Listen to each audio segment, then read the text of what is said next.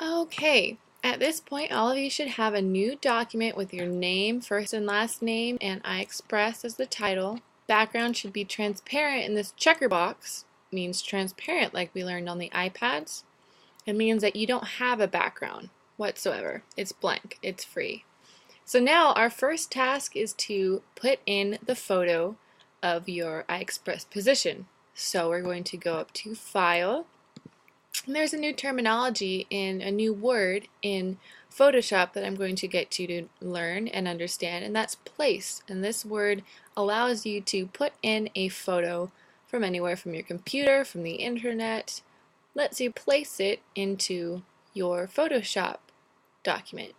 So now my screen looks a little different than how you are going to find your photo. You are going to go to your folder with your first period and last name and find your photo. Mine's going to be in a little different place. I'm going to look for a student's example that I'm going to work on.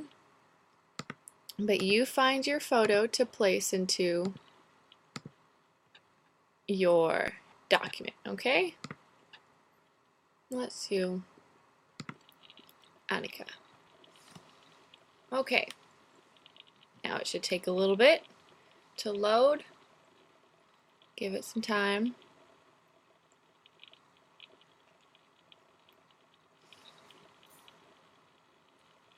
Okay, now here's where the fun begins. There are some tools, just a few tools that I'm going to have you get used to in Photoshop. Down here in the bottom right is this little arrow. If you click it, hold on to your clicker and drag it, you can expand your window, fill in the whole screen, give yourself a good vision and some space. Now, I can move this all around, but then, it disappears if I go too far here or too far here. It's trying to stay in the bounds of this document, so I want to keep it there. Now it's got this big X because it's adjustable and movable, and we'll want to do that eventually, maybe change the size of the silhouette, but right now we're not going to. First, I want us to click this arrow. This is your selection tool. When you click it, this message comes up. Place the file. Do you want to place it? Do you want to stick it into your document? Absolutely. I want to place it. Now, notice I can move the layer around, but I can't change the size or anything, but there's a way to get back to that if we ever want to. Right now, we're going to learn how to cut out your body, turn it into a silhouette, and we'll keep going from there and adding layers and background and text. The next tool I want you to get used to is called your magic wand tool. But actually, even more than your magic wand tool, I want us to get used to the quick selection tool. And how to get to your quick selection tool, you start with the magic wand tool. It has this kind of nice little bright yellow dot on a stick. You hold your mouse while clicking, so you're holding your mouse down, your clicker down, and then a couple options come up. I want you to go to the quick selection tool. Now, a couple of things with your quick selection tool. You are going to be able to select really easily the silhouette of your person, of yourself, while also being able to delete selections that you might not want. And I'm going to tell you exactly how to do that, so listen carefully. This guy, if you start clicking, holding your clicker down and dragging, you can start to expand around the body of your person. If you let go, that's okay. You can always come back. If you click an area, it kind of adds to it sometimes and expands from that last part of your selection. So this is a nice, quick, easy selection tool, but notice there's a couple spots I don't want to select. We'll come back to that in a second. But this, especially that, no way, Jose, do I want that. So now I'm going to tell you exactly how to get rid of what you selected that you don't want to select. Now, by selecting, all I had to do was hold my clicker down, drag it, click with my clicker. To unselect, you need to hold the Alt key on your keyboard. So find the Alt key, hold it down, and notice the circle turns from a plus sign to a minus sign. So try clicking the area you don't want. That just turned into a circle. What if I dragged from the outside of this in? So from the outside, there we go, that's helping. I don't want that. It's going to take a little practice to get used to this. Mess around with it, give each other turns, helping each other out. You're working in partners, so you can help each other out. Now, I want to be able to see the deep, deep, deep details to be able to get a really nice line around this person that I'm cutting out. And in order to do that, I'm going to give you an easy keystroke to remember on your keyboard, on your computer, to be able to zoom in and zoom out. Find your command key on your keyboard. It says the word command. Hold it, then find your plus sign, your addition sign. Find that and press it. Ooh, I get to zoom in with just that plus sign. Now, let go of your command. Now you hold both your command and then hit the plus while you're still holding the command key. Now, if you wanted to zoom out, it's just the opposite. You hold the command key and you hit your minus sign, your little hyphen there. So find your minus sign hyphen key and click it. While holding the command key, you're holding your command key on your keyboard and hit the minus and you zoom out. Zoom in, holding the command, hit plus. Zoom out, holding the command, hit the minus. Okay, so I want to zoom in to be able to get some of these really good details. Now, I don't want any of this zone, and it's hard because the pink background and her skin are kind of close in tones, in value.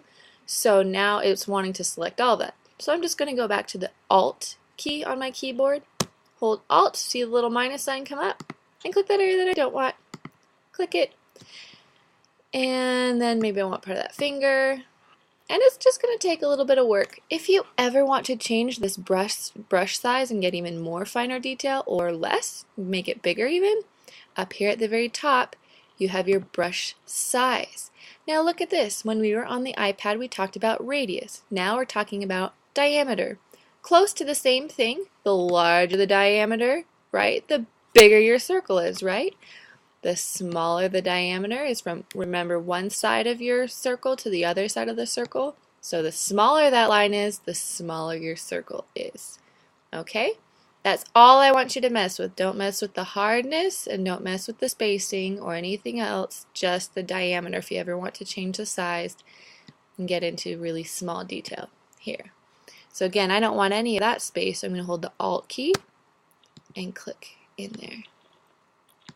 And you can just get as detailed as you feel necessary on your silhouette.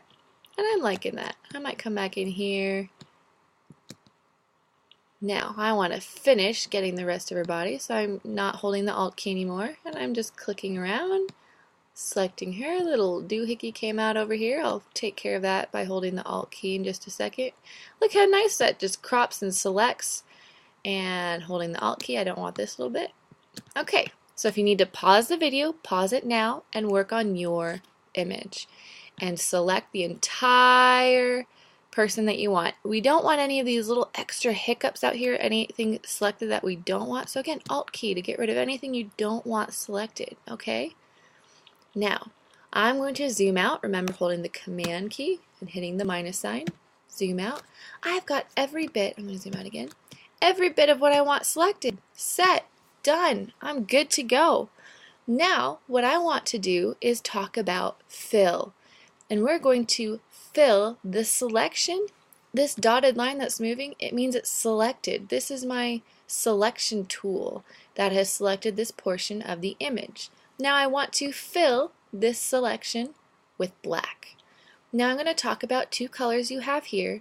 Down here in your toolbox, so over here on the left, you have what is called the foreground color and a background color. And those are just two ways to organize your colors if you ever need to fill or create a background, or it's just a nice way to have a couple coloring options. So now what I'm going to do is go at the top and go to, let's see, I need to find my fill. First off, what I'm going to do, what I'm noticing here, I'm going to pause just a second.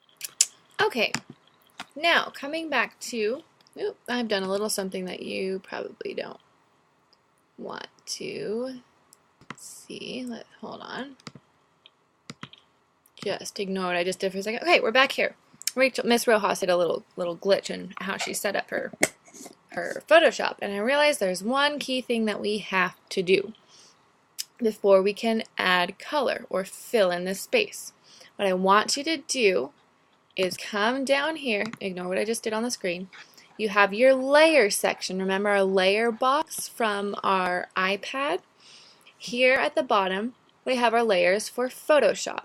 What I want you to do is right-click on this layer, and in order to do that, you can either hold your mouse down for a few seconds and it'll give you a little right-click selection, or if you hold Control on your keyboard and click, so find the Control key on your keyboard, hold it, and then click, you can get this right-click selection. Now, in order to edit, do anything to this layer, what we have to do is rasterize. It's just kind of a terminology in Photoshop that makes your image or anything you put into Photoshop editable. So find the word rasterize and rasterize that layer. So now this entire layer is editable. So what I want us to do now, before we go and fill here at the top with our options, I want us to get our colors ready. We have our foreground and our background colors, and the foreground color that we're going to want to use is black. So let's double click, or just, I think even if you just click it, it works. And notice your little circle here is selecting maybe a certain color on your screen. Mine's over here in gray. I want you to pick all the way down here in black. So if you have to click and drag all the way to that corner to get your darkest black, do that. And hit OK. Now your foreground color is ready to pour into whatever selection you made. And you've already made a nice selection on your person here, right? Now let's go here at the top of our screen in Photoshop and find Edit. In Edit we have, scroll down, look down, ooh, Fill. This is like pouring a bucket of paint into whatever selected area you've made. You've made a selection on your silhouette. So let's click Fill. Now, here is going to say Use Color, and you have some options. So let's drop down and click our foreground color that we just picked as black. So click it, find foreground color, leave everything normal, and hit OK. Now we have our silhouette. Don't do anything yet, because what we want to do now is delete everything in the background. We don't want any of that pink butcher paper, right? So what we're going to do now, we have a selection made, right? We've made the selection with our selection tool. Now what we want to do is get the inverse, the opposite, all this other space around your selection. Not the direct selection here, but the inverse, the opposite of it. So let's go up here to our select icon here at the top, click select, and be careful, I don't want you to hit deselect, don't hit that, we want to hit inverse, we want to select the inverse, and this is everything around the selection that you made. Once you have that, I want you to hit delete on your keyboard, and now you have a lovely silhouette. Now you can come back up here to select, hit deselect, and you've got your nice silhouette image ready to move around and change. Now, if you are still over here in your selection tool, you've got this kind of scope circle with a cross in it. This is your this is still your selection tool. So to get back to, ooh, I don't want to select again. No, select, deselect.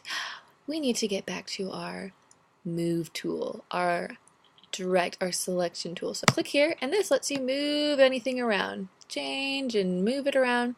And this is where we're going to end today's tutorial.